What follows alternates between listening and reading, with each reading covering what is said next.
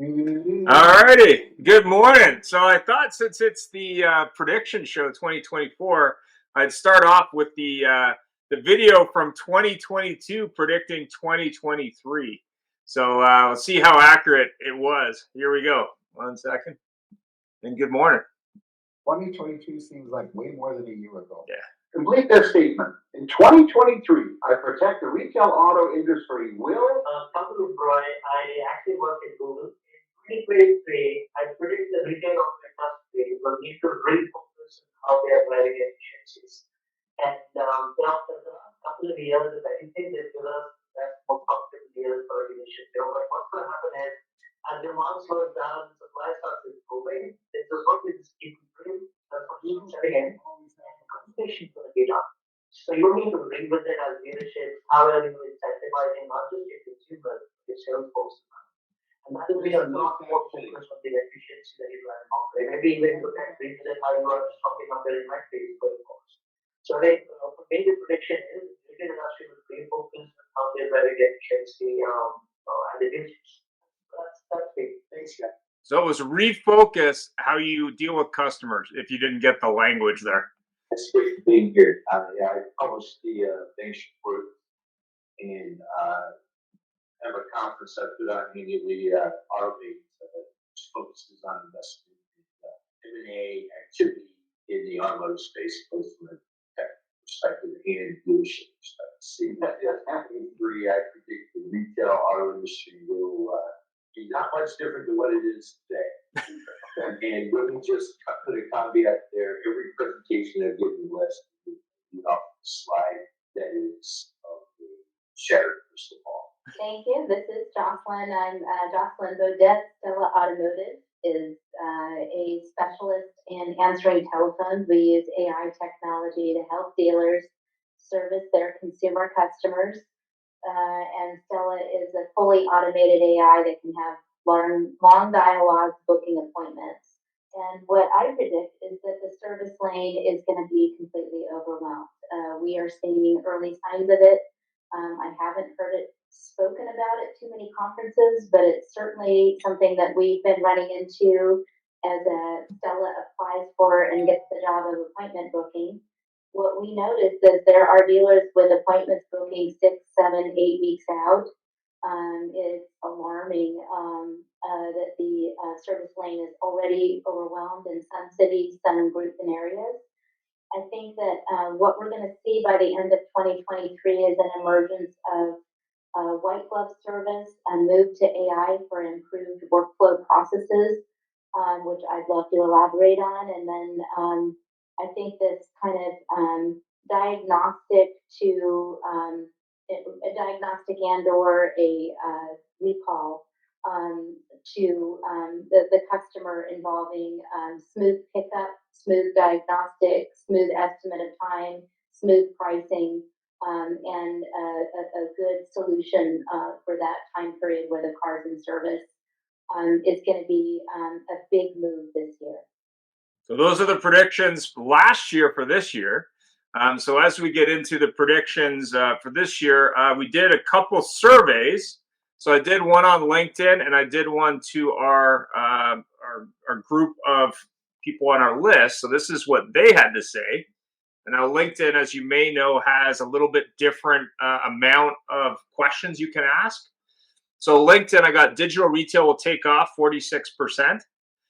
Digital retail from our survey of our list was only at 2%, 9.5%. Amazon 8%. It was 9.5 on our list.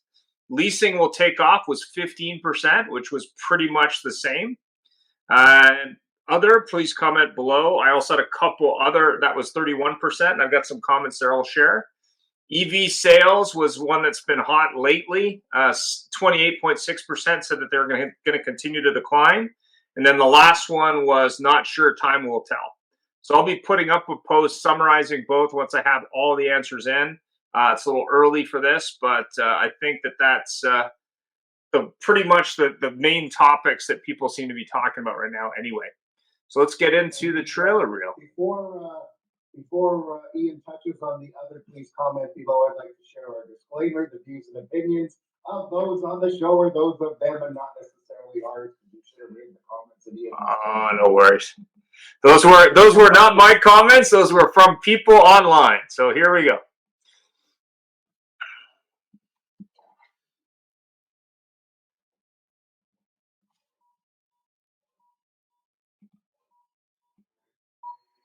Right, set, go.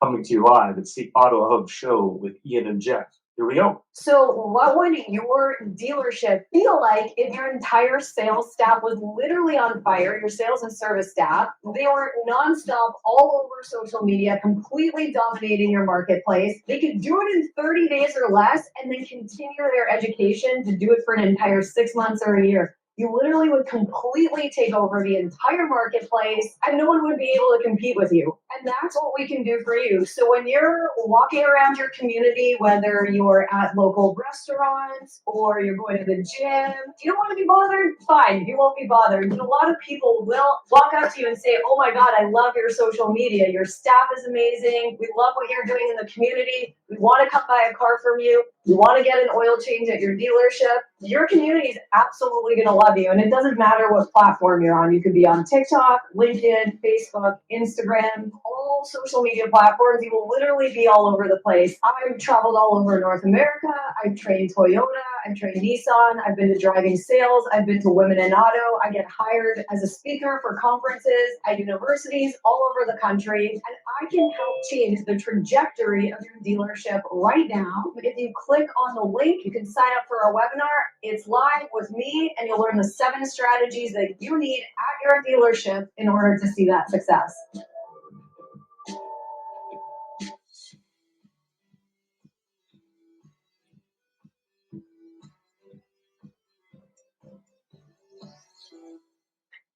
Hi everyone, this is Paul Brobson, the CEO over at Trusted Sale. And if you don't know Larry Feldman at Career Changers, boy, are you missing out.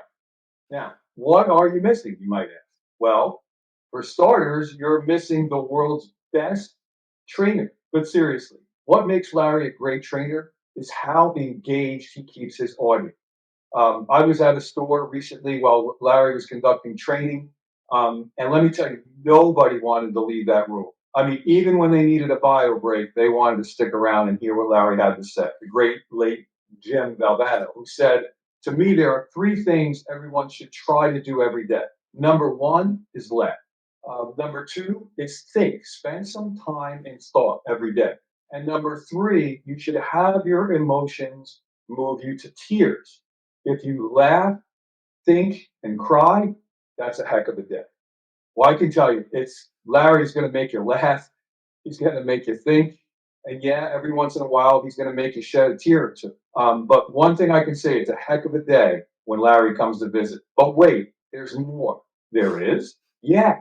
Not only is Larry a great trainer, but he's also one hell of a recruiter. So if you need people in your dealership, I mean anyone, you need technicians, salespeople, managers, BDC agents, whatever you need, Larry can get you staffed right with the right people and do it fast.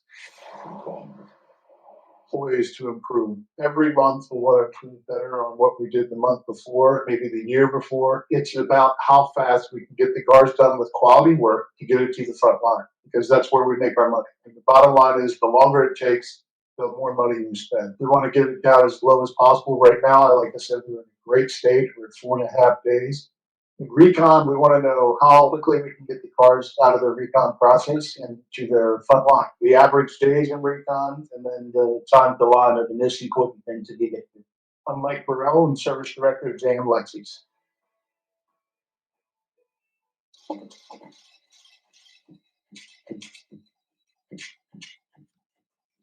Yeah.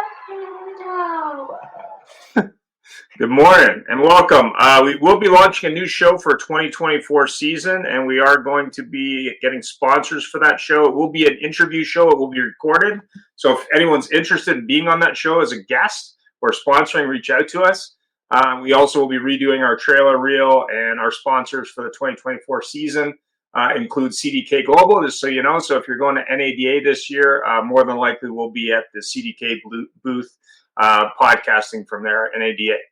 A couple of books. It was kind of hard to find books on predictions without going into tarot cards or tea leaves or that kind of thing. But I picked a few. New Dark Age, Technology and the End of the Future by James Brindle. Connect Graphy, Mapping the Future of Global Civilization. And Megatech, Technology in 2050.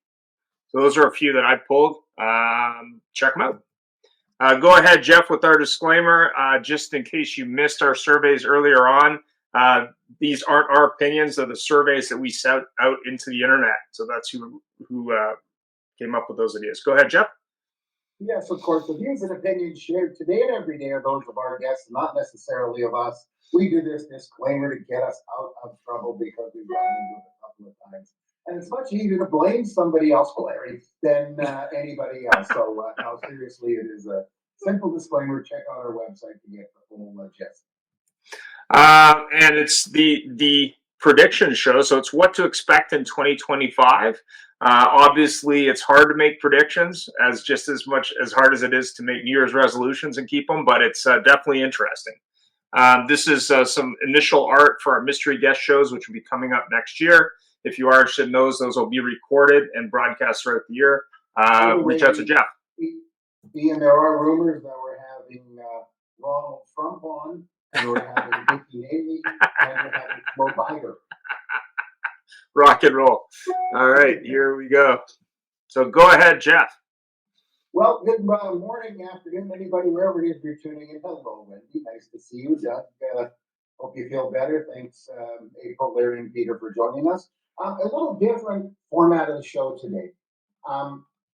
We send out call flows, et cetera, and they're fine. But it's just an open-ended question. Ian started with our predictions for 2024, and we found that many of the predictions for 2023 were pretty far off.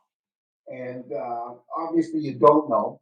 And so Ian sent the questionnaire. We got one response that said, from this person, that Greg Iverson, he answered all the questions. He says, I think EV sales will decline in 24 and will continue for years to come.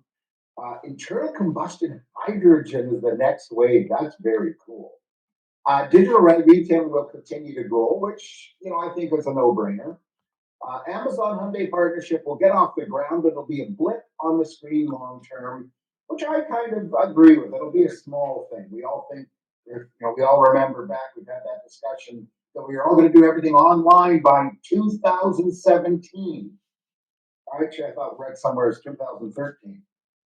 Video will be more prevalent in the sales service process, which I certainly agree with, and that's also a no-brainer. And AI will be the biggest thing.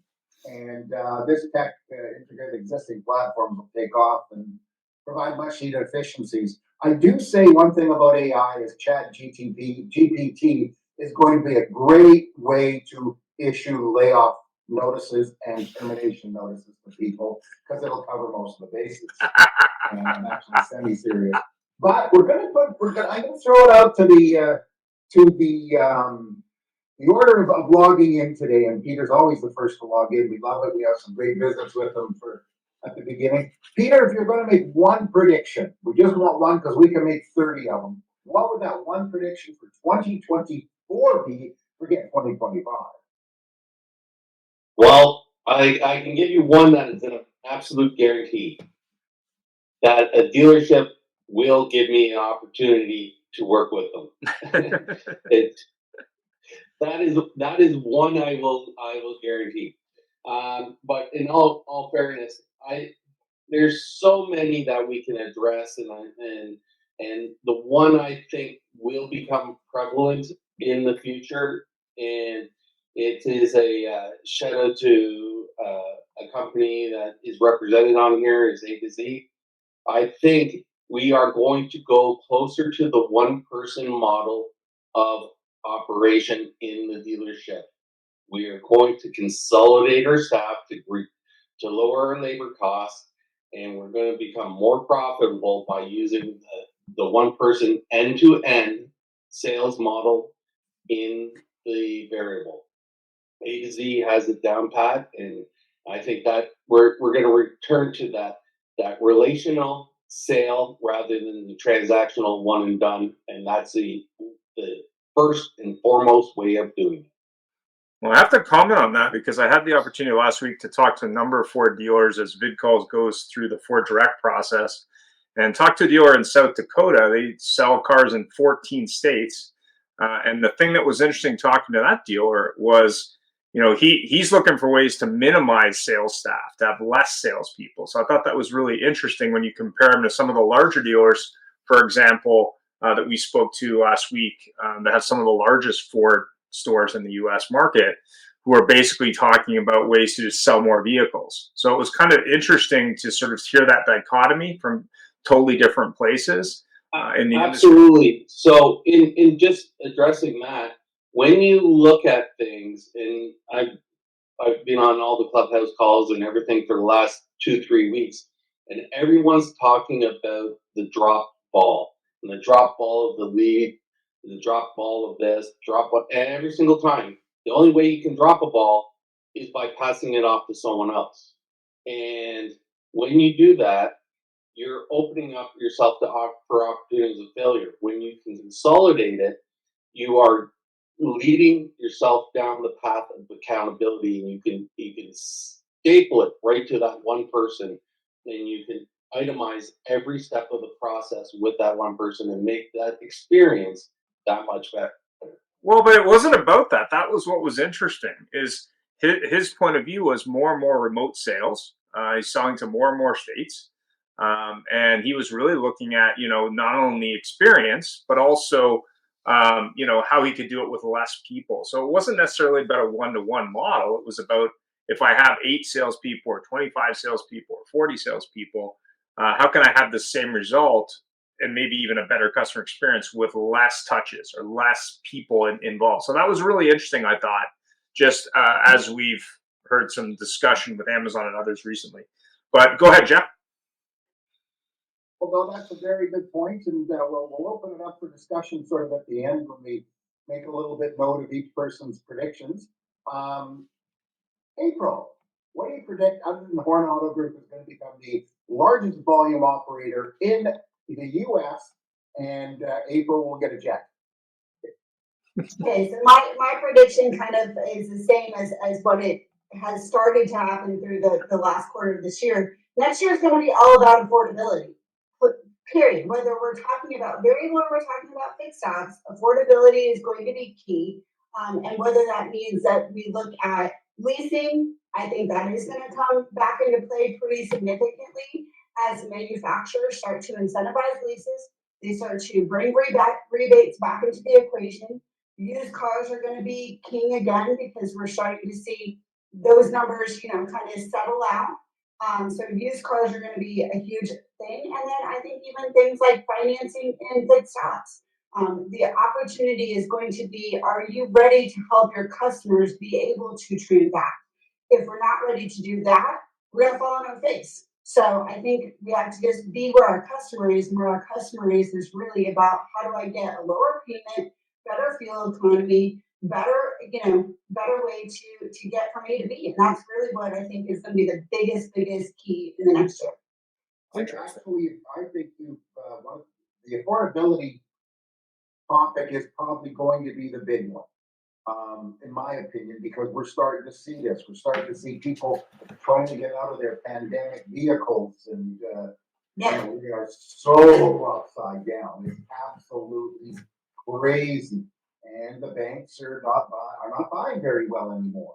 And up here in Canada, we've had 2 major banks get out of auto financing, like phenomenal. Well, and keep in mind, like, the majority of customers are not that upside down. The only ones that are upside down are the ones that bought a car in the last couple of years. But how many customers did not buy a car because they weren't unable to? Because either A, they didn't want to spend the crazy money, or B, they just flat weren't able to actually purchase a vehicle. So there is a plethora of customers out there for us to sell cars to, and a lot of pent-up demand. But the key is going to be helping them budget, helping them understand the big picture, looking at insurance and gas and all the variable things that come into what it takes to own a vehicle. And I think that that's really, really going to be key The rest of it, I think, is just kind of fluffy duffy crap. That's terrific. That could be another article there, April. Fluffy Duffy crap. Fluffy duffy crap. That's as PC as I can get. So Oh, wow. People, I want to warn you, December 9th, 2024, we're having our review of 2023. And in there, I've already made the notes that April said fluffy duffy crap. So we're going to look at that. Fluffy Duffy crap. April fluffy. Nice job, Wendy. You can see it on my paper too, right there. There we go. Actually, I bet that might show up on LinkedIn any moment now. And it'll be flagged. Watch. Next, tagging that baby. we'll ask Larry now. Larry, be nice. What's your predictions?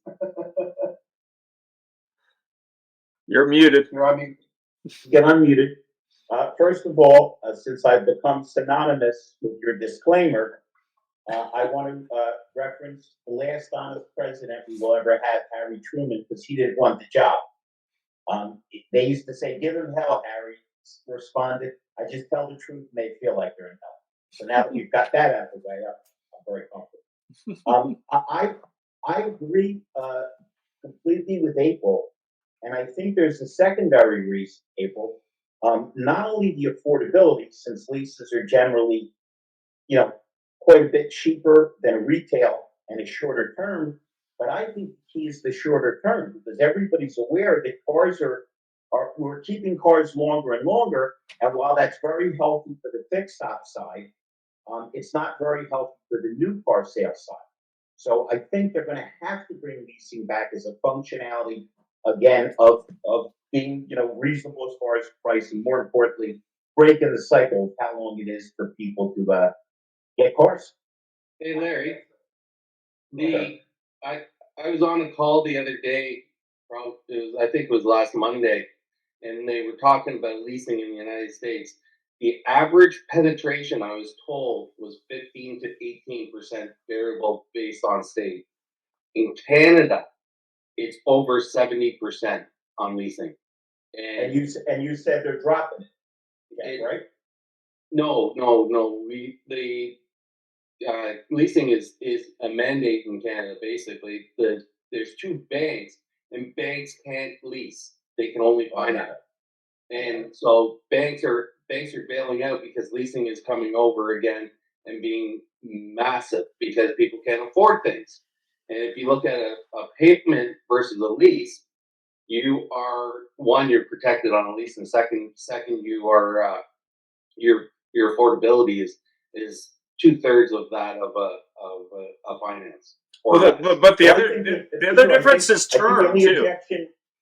Term is the other difference. The only objection to leasing that I ever thought it made any sense was that there's little stricter rules as far as credit, because since we're in both our countries, I believe we're obsessed with vehicles. Who wouldn't want to get a new one sooner rather than later? The argument, I want to own something. You're owning a depreciating asset that at one point, if you keep it long enough, is worth nothing unless you keep it for 30 years and it becomes plastic.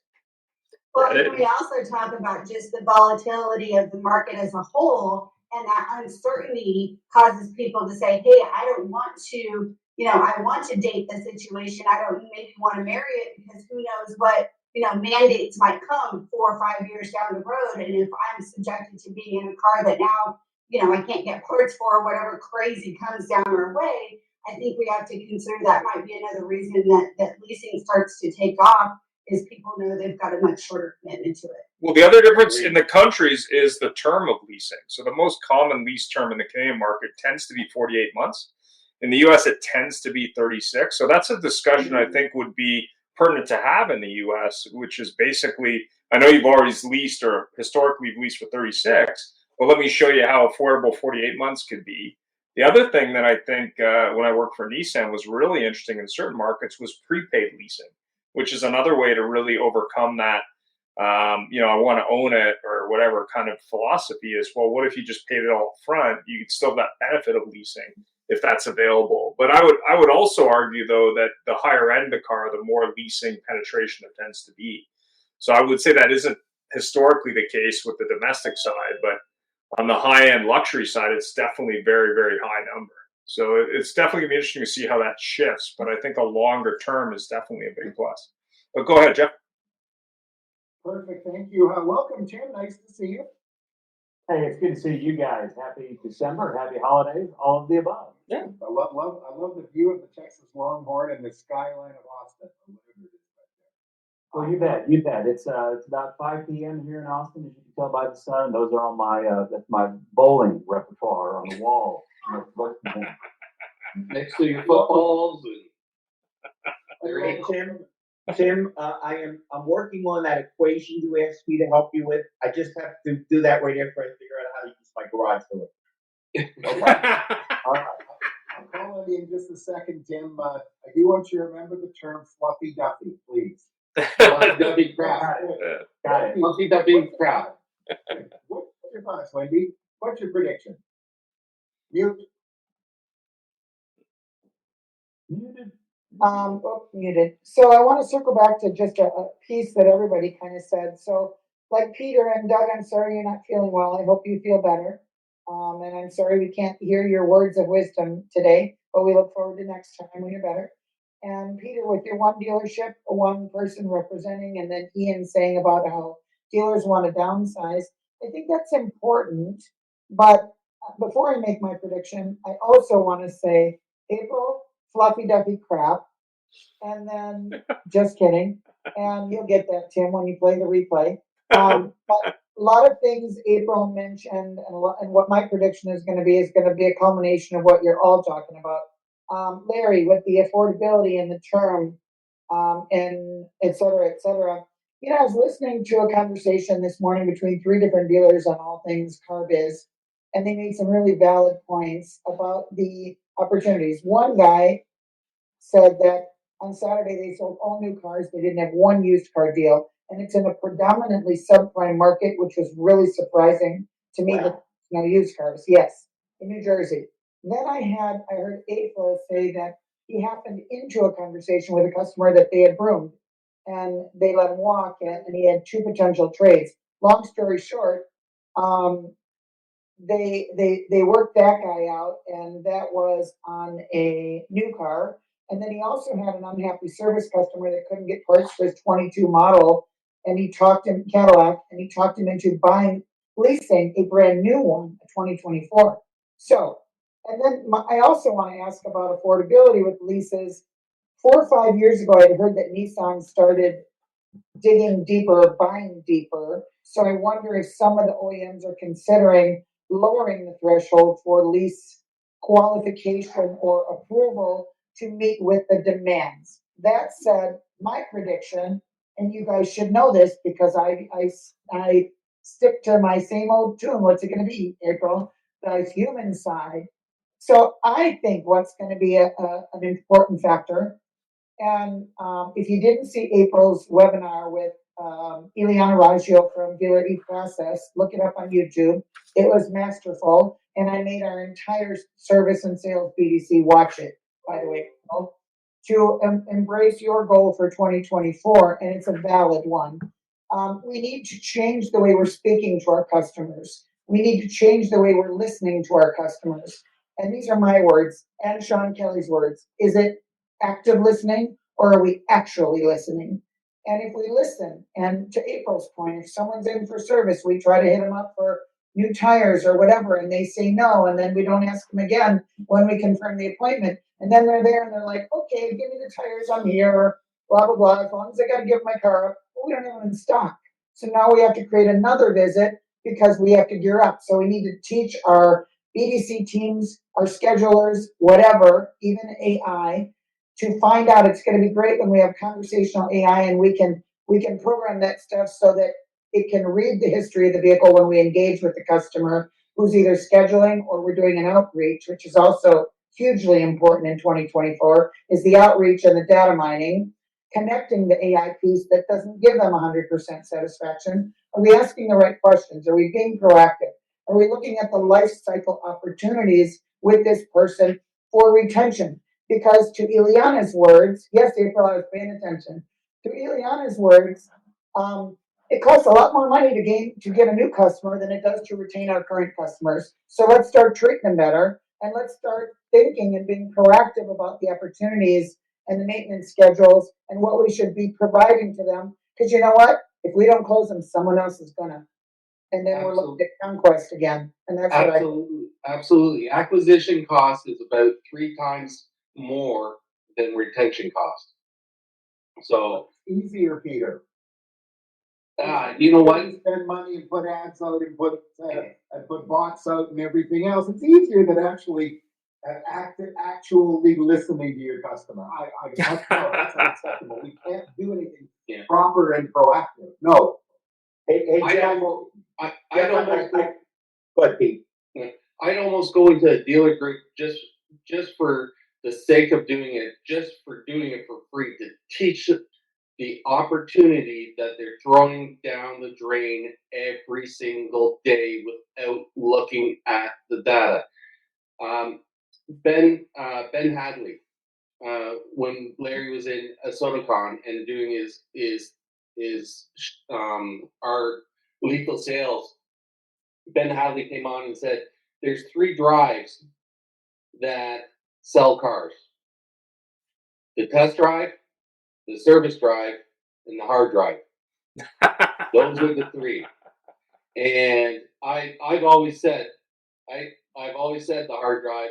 I never said the test drive. And coming from Variable, I was shocked that I didn't use that before.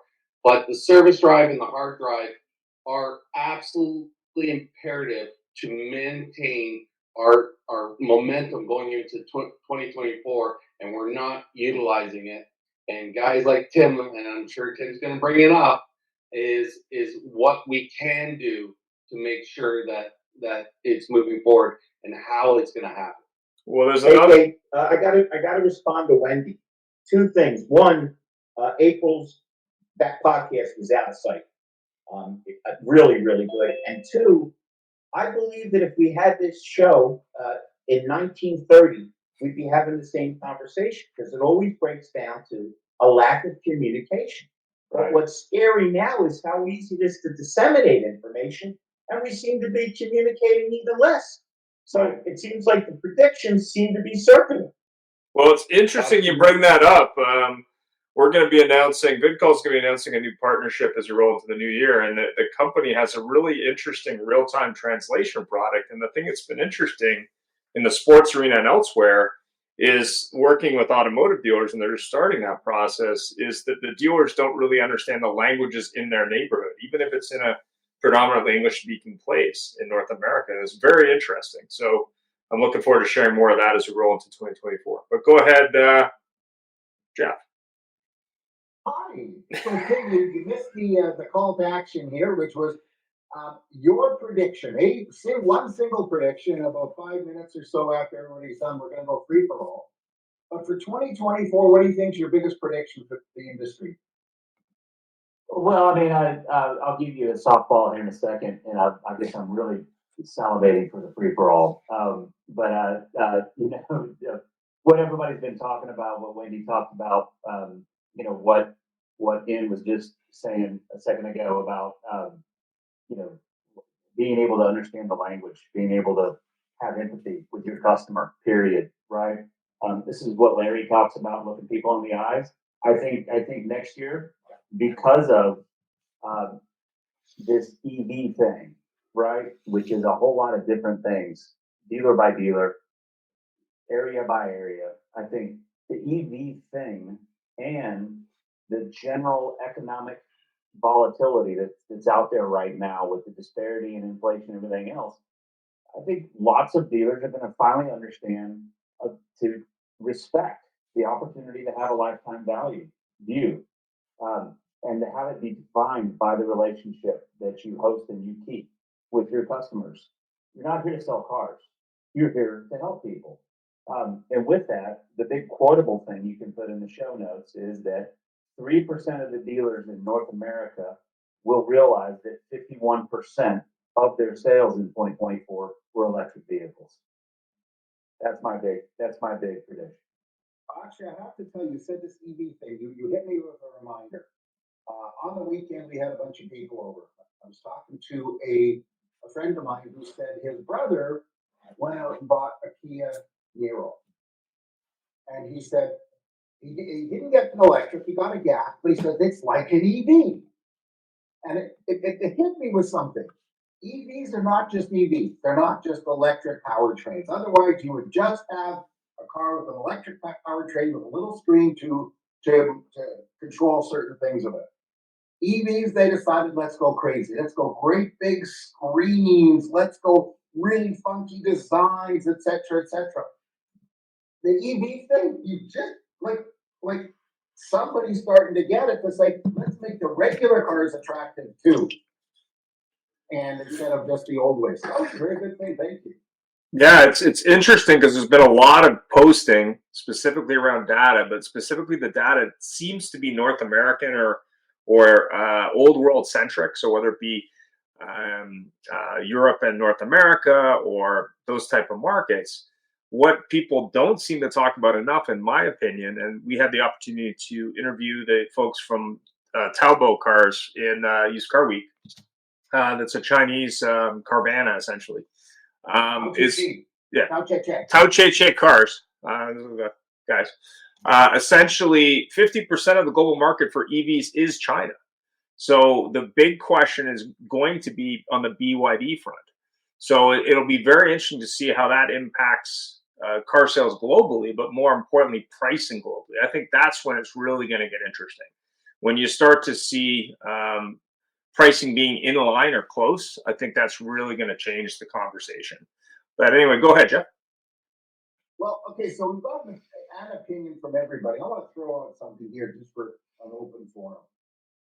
What are we going to screw up in 2024? That's easy. It's going to be leaning too hard on technology and not emphasizing human beings. Because nobody likes when they get caught up in the electronic, matrix. April, I had a little small problem with the computer, and everybody knows I'm a wizard, right? It's like Elon Musk's smarter brother, and I think I should join the United Nations because I spoke to 11 different people from 11 different countries who were too busy studying tech to learn how to speak English. I was ready to throw the computer out the window. It's going to be when we use tech as human beings to enhance our performance, it's great. When it's just tech, I will quote Ian, who always says, the problem with this stuff is a lot of it doesn't work a lot of the time, and then we're the hell off. Whereas if you put the human stuff in it, even the dumbest of us can find a way to maneuver around and live our lives and make moves. I think everything else is unpredictable. Are these interest rates ever going to come down? Are we ever going to get any fiscal sanity? Are we ever going to, face the political challenges? But I think I'm seeing more and more people. Tim, you'll love this because I love your brain and your tech ability. I answer my phone. My assistant answers my phone. It rings in both. Every damn call, there's a pause because people call you expecting you not to answer the phone. And try to have a conversation or a tech thing where the spelling's correct or any math is involved. So I just think it's going to be the seesaw leaning up for the tech and down for the human. And I still think that the human is the path. I am probably the least technical person on every damn show that I'm on. And yet somehow people say, I like that guy, or he's funny, or, I think there's a little bit of that. So that's kind of what I see. I mean, a million other things can happen. But I think if we disbalance tech, if 1984 no longer is a story about what could happen, but is actually happening, we're going to be in trouble. Right. Yeah, hey, Tim, those horns behind you just started moving. I'd be careful. Well, no bullshit here, Larry. I will tell you that. The net thing is we're going to see. To answer your question directly, Jeff, is I think we're going to see a lot of technology gone wrong. I mean, to Larry's point, people are going to look at over automation. They're going to look at using bots worse They're going to plug some of these bots into their DMS, to their CRM. They're going to go buy a CDP and they're going to not implement it right. They're not going to do, first of all, they're going to miss the point that it's about 100% of your data, not just your customer data. All of your data needs to go in your CDP. You got to do that in 2024, or you're going to be absolutely left behind. That doesn't mean you need to automate everything. It just means you got to be better at data governance. A lot of people are going to get that wrong. We're going to see some costly situations with data breaches. We're going to see some costly situations with FTC safeguard violations and state data privacy violations. It's going to be fascinating on all the table stakes, on top of all the table stakes that Larry was just talking about, with interest rates and unemployment rates and the general pricing of vehicles and whether or not they do what Wendy was saying earlier. And I think I missed the podcast, but what April might have been speaking about is, subprime or used inventory, and where does that play in the marketplace to build more customer traffic? All of that, if you can't get that right, which nobody seems to be getting right, just wait till all the rest of this happens on the technology side. Hey, Tim, how about ransomware? Because when you're exposing this much technical information to this many things, think about the nightmare of when they come. It never happened to me, thank God, where they come in and fine you because there's a driver's license sitting on the table. Every damn dealership I go to, I grab the license if I see it, run it over, and grab the salesman and say, "Hey, I'm on your side." Stick it in your desk. Yeah, so, that's just it, right? I mean, the whole reason the FTC, it is not a frivolous thing that they're doing here. But dealers are notorious for writing Social Security numbers down on 18 pieces of paper, and it's floating all over the place, right? That's data. That's I'm not talking about marketing automation, DMS, or CRM, or social analytics. That's data too. But wrap your head around it. You've got information everywhere, and it's a liability now. But Tim, fungible liability, fungible data. You would think that as a manager, I did it every day, would say when I own my store, guys, put the paper in your desk, get it into the finance manager. I love your efforts, but you're going to get us fined. Yeah, and again, I love people that look after things. You're so detail-oriented. Peter can't say hello without 12-page dossier. April's keeping the whole room. What happens if that's more machines than humans? Right. So let me just jump in on that for a second.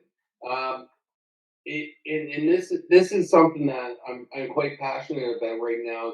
It's the bone that I've chosen to chew on, and it's digital retailing. And so many dealers right now have absolutely no idea what digital retailing actually is. And I get my hands wrapped all the time because it sounds like I'm being condescending to dealers. Well, no, I'm not. No, I'm not. And it's just that it's in ignorance to what the terminology is, and it's anything that touches digitally for your customer interaction with you.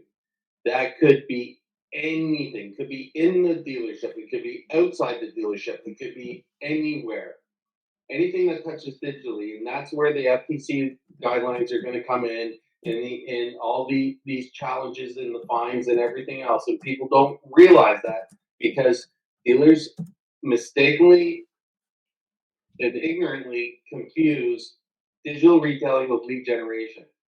And one of the unique things that I just saw 2 days ago, Brian Pash put out an article on what Toyota is mandating for its dealers on its websites, and they're taking away lead generation from their websites, and they're taking away chatbots from their websites, and they're taking away all the things that I've been saying that is harming the digital journey for the dealerships in the customers, and that's in that omni-channel experience that has to be put there, and it's amazing. And if anyone hasn't read the article, look up Brian Pash. It's on his LinkedIn, and it's awesome.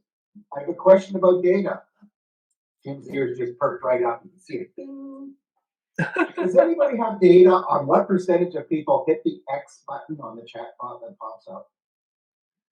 81% will bounce off a website when a chat button pops up.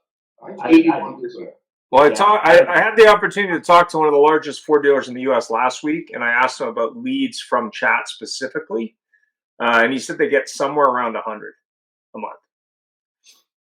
So, and they have, I think the number was about 50,000 unique web visitors a month to their main website. So it's a pretty low number. Now you're gonna get me all fired up, and we're gonna. There you go. Everything else, but guys, it's about everything else that we talked about. It's not necessarily that these things are bad or wrong. It's how they're being used, where they're being placed, and what their purpose is.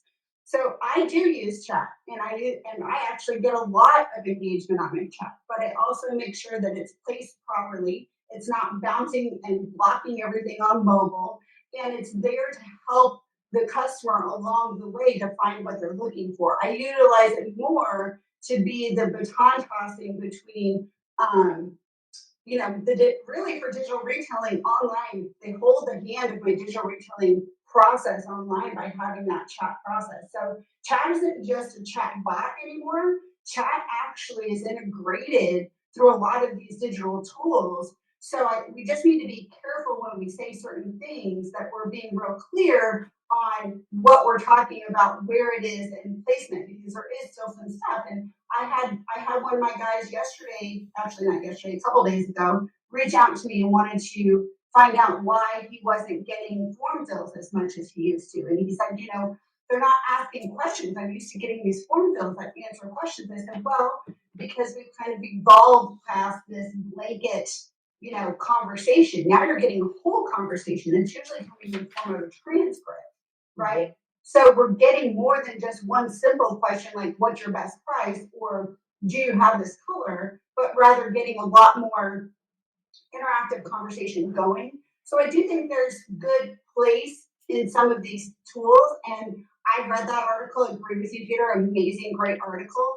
And that's kind of what it's saying. If you read through that, it's saying, look, we just need to level up to the next evolution of digital communication on our websites and how we're doing it. Not necessarily that these things are wrong or bad, but how we're using them needs to be. Exactly. Peter, what I'm seeing on that too, to your point, to both of your points, you say no chat, April says yes chat. I see kind of a happy medium too, where I'm seeing more things like Frickin' Tech, where they will follow the customer's click path. They have whatever the pixels, whatever the verbiage is. I'm not a techie person, but what I do know is it's the same premise. They're going to tell you what they were doing and what they viewed on your website, same as a chat. But here's the cautionary statement, and forgive me for breaking in, but it was a perfect segue. Make sure who's ever on the receiving end has the login information to get to that transcript if it's not placed in the customer note in the lead. Because for years our agents click on the link and there's nothing, so we have no idea. And also, I think for me, what we're going to screw up is this: not only data governance but process governance, and who is watching. Because I've been in 3 dealerships this last 4 months that called me in because they either didn't trust the data they were seeing on the performance of their BDC, and one of them was manipulating the CRM, and I'm just now going down that rabbit hole. No, manipulating CRM, no. But the other thing is their BDMs they're not holding them accountable, or they're fudging data of their agents to make themselves look good. So you got to make sure you're checking who's minding the store. That's my one. Absolutely. And I'm not against chat, because I think chat has its purpose, but it should be off to the side, like Toyota's asking, that the customer engages the chat rather than forcing the customer on the chat. And that also goes along what you were just saying, that what Tim and I have been discussing for a year is, how do we get the data data, whatever side of the border we're on.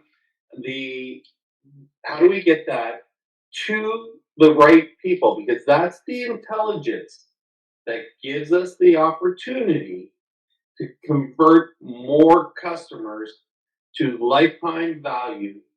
Because we want to know, and Horn has multiple rooftops, and we want to know that that customer has been at this dealership, and this dealership, has bought 3 cars from each individual dealership, and we want to know how their focus is and what their focus is, and it's in that notes. So if they come into the 4th Horn dealership, we want to know that how we looked after them and give them the best experience.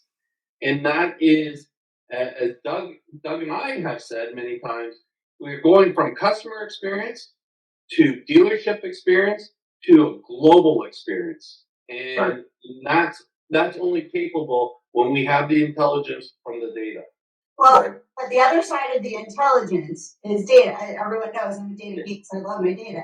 But it also is the humans. Yep. So my stores that actually are performing the best with chat are the ones where my salespeople are the ones being the chat, the other side of the chat. Why I chat with my humans in the store are ways like their closing rate on that is so much greater, so much higher.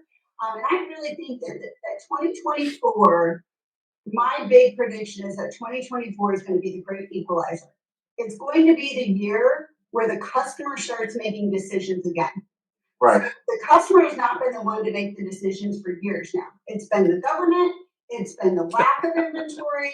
It's been happenstance or whatever just has happened. But I think 2024, because we will have inventory, we will have to help our customers and get back to customer service, the customer will start to decide based on how they buy, what they choose to buy, what they want to spend money on, what they don't spend money on.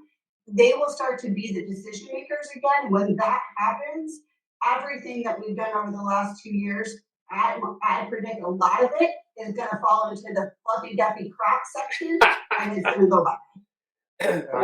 I would agree 100%.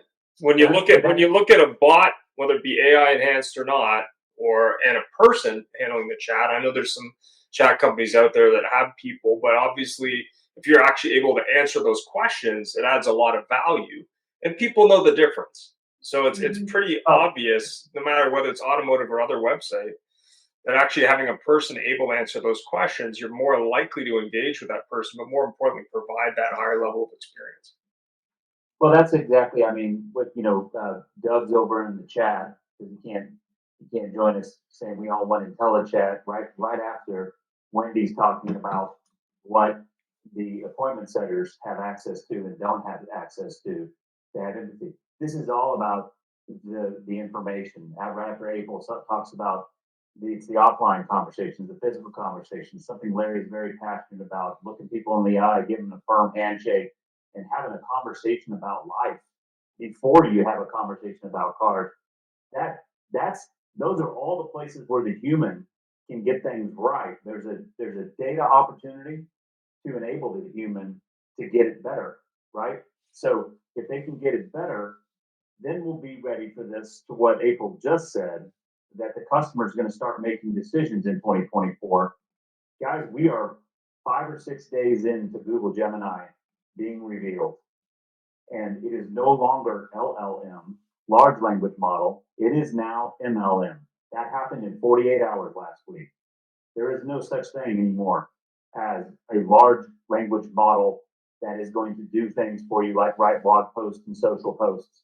There is now multimodal language models that customers are going to have on their phones, and they'll be able to walk the lot, point their phone at a car, and have it tell them everything they want to know about that car, and it's not going to come from the OEM.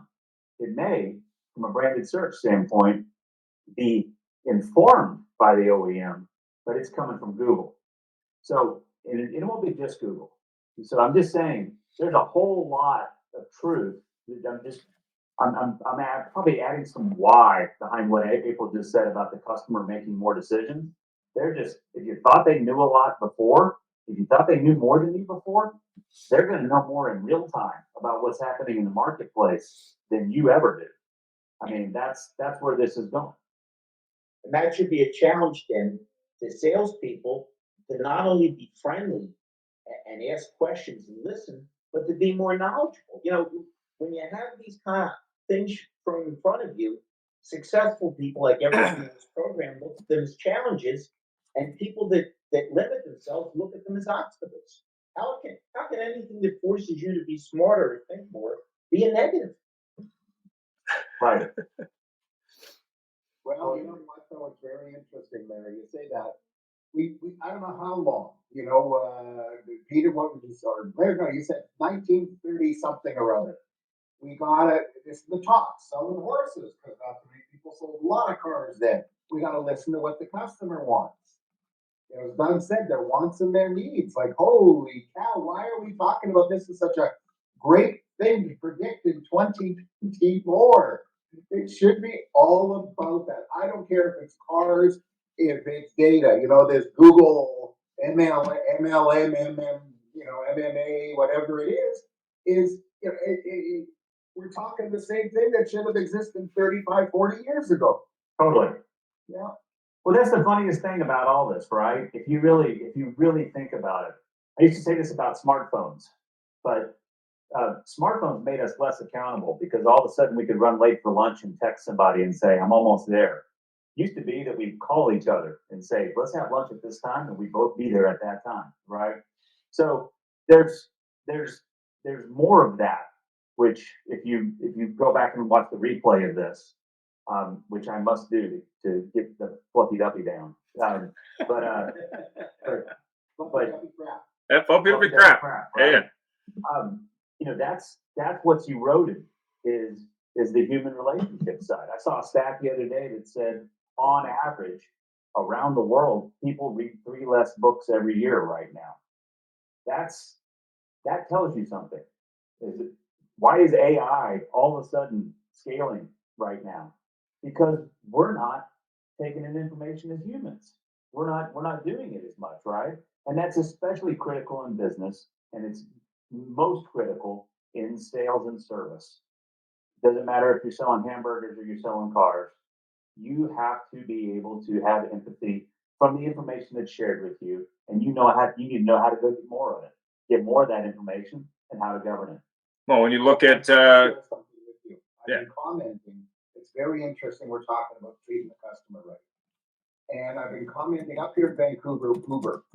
So Uber drivers up here, for some reason, feel it's okay to sit on their earphone, driving customers, talking in their native language to whomever they're talking to, while they have the customer in the back, and they expect a 5-star rating.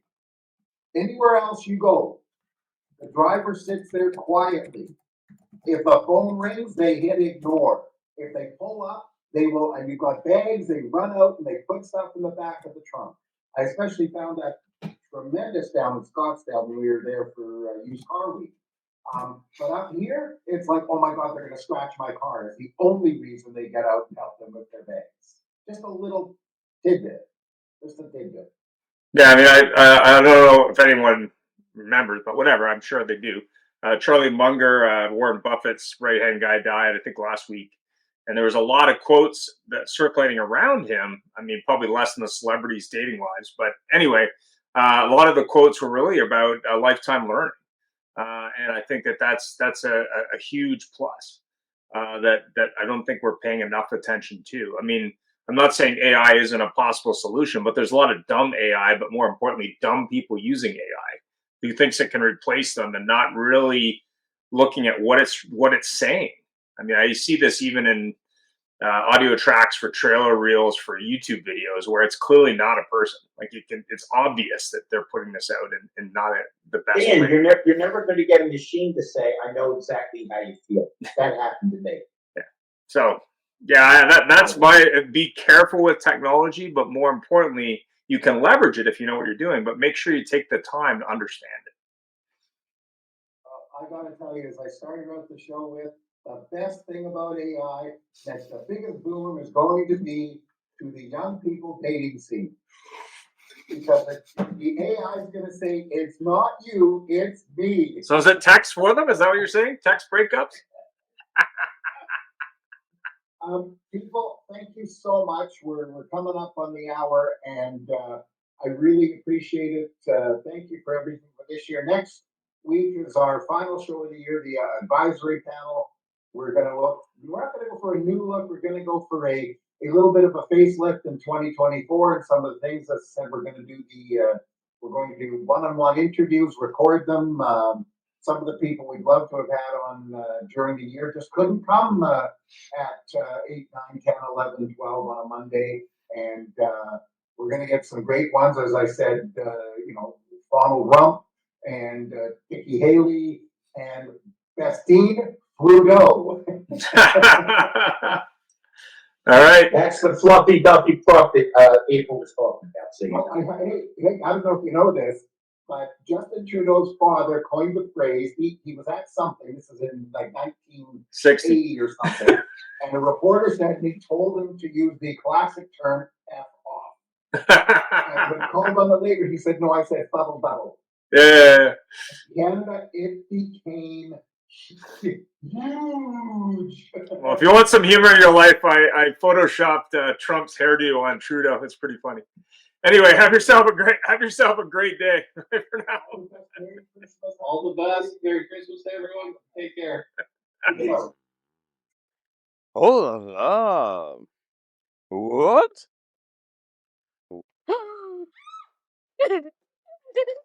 Thanks for joining us. It was a great show, and follow us anywhere you would like on your favorite podcast, on Facebook, on LinkedIn, and of course on our YouTube, or subscribe to our own channel.